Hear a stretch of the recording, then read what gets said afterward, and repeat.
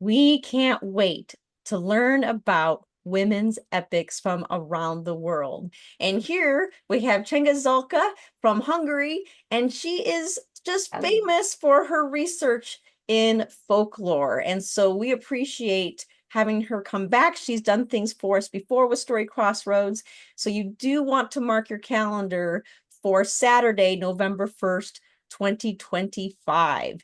And you can check out the time zone converter because you can join us no matter where you are in the world.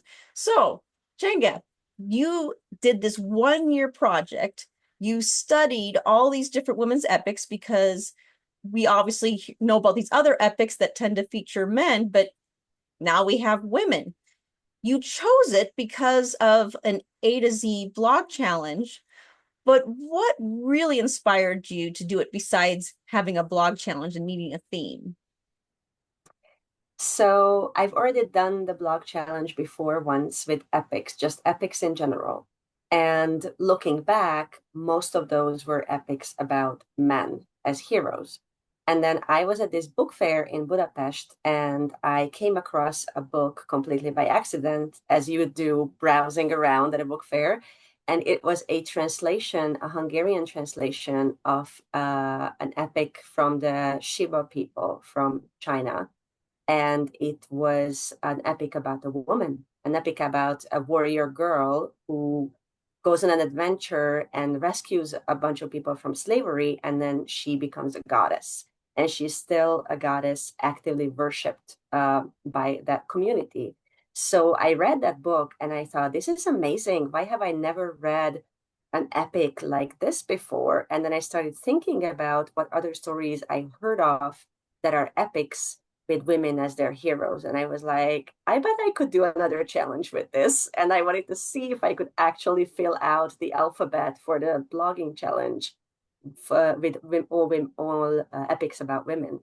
And I did. I actually found more than 26. So it was a sudden inspiration. And it was started by an amazing story. And then I ended up finding more amazing stories. And what is glorious about that is instead of keeping it to yourself or just delving into it, maybe performing some of them yourself, you share this with people. You want people to be aware of these stories. But besides just that general goal, what do you hope by presenting this information is going to happen for people? Well, one very selfish hope is that some of the epics that I discovered that don't have translations would get translated. I really, really hope that the information eventually reaches people who have the means and the knowledge to translate some of these stories that are not available in any of the languages that I speak in English, Spanish, or Hungarian. But I would love to have them translated. And then another hope is that just that these stories also make it into the collective knowledge of storytellers. You know, we refer to the Iliad, we refer to Gilgamesh, we refer to Beowulf so often. A lot of times these stories are part of education in some form, in either in high school or in college literature courses.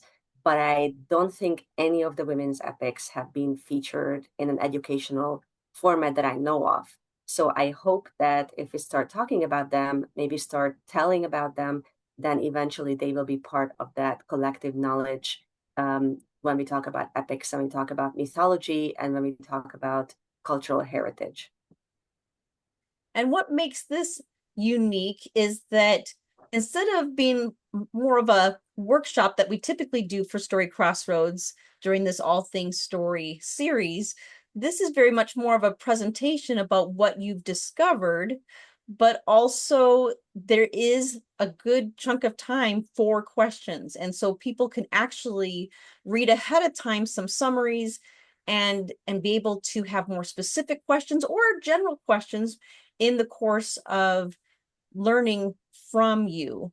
So knowing that there's going to be statistics and things that you're going to be sharing in regards to the continents and involving the cultures and things that you found, what is one thing you're going to tease us with that you'll delve into more or have more things on top of that come November 1st? Well, one thing that I like to share is that some of these epics came to me in an adventurous way. There was one that I really wanted to read, and I couldn't find a translation for. It's an Altaic epic.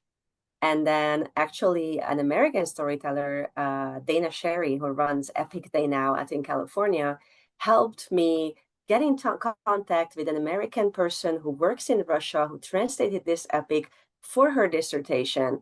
And it wasn't published, but we managed to reach out to her, and she sent me the English text, and I got to read the whole story, and it was amazing. So not only the stories are very exciting, but also the ways I managed to discover some of them is just through the help of so many people and in such adventurous ways. I think that was also very exciting. I think it also provides hope to people that if you hear about something and it's not in your language, there is a way to get there. I know that out here in Utah at Brigham Young University, they are famous for their languages department. I mean, so many hundreds of languages. And when there was a story that I was trying to understand better, there was some Arabic, and they were able to not only translate it better for me, but they were also able to like phonetically like tell me like how to pronounce these things and honor it better. So I think we'll all be inspired just in those journeys, but then of course the stories themselves. This is just exciting, everybody. Oh wow. And every year you always do fascinating themes. So we're excited for this year. We know that you come back all the time, and we're always ready to have you come back and share your discoveries here. And so you're not going to want to miss it, everybody. And is there one last thing you want to tell people in preparation or what they can expect during the presentation time on November 1st?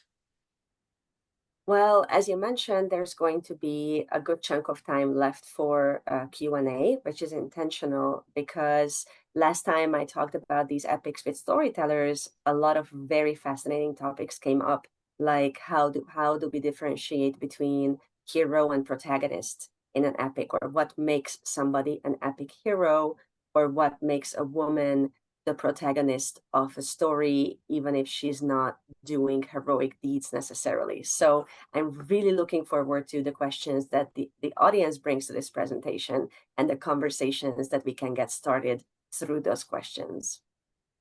Thank you. Thank you so much. So everyone, you're going to want to put on your calendars Saturday, November 1st, 2025. And when you go to storycrossroads.org/all things story, you can see that link below. Then you can find a time zone converter. If you can't make it at the time it's happening, then you can still register like you would normally and just opt for the recording option in there. So don't worry, you still can absorb it all. It's just it's much more fun virtual live because then we can hear your questions, or you can hear other people's questions and everyone's comments. So we can't wait until we tell again. Thank you.